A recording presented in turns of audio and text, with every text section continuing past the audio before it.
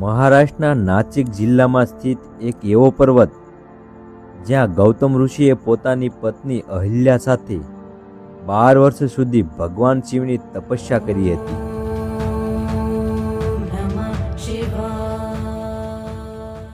અને ત્યાર પછી અહીંથી ગોદાવરી નદીનું ઉદ્ગમ થાય છે,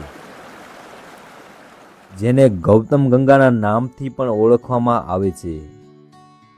આ એ જ પર્વત છે જ્યાં ભગવાન શંકરે ગુસ્સામાં આવી પોતાની જટા પછાડી હતી, જેના ચિહ્ન આજે પણ આ પર્વત પર મોજૂદ છે. આ છે બ્રહ્મગીરી પર્વત.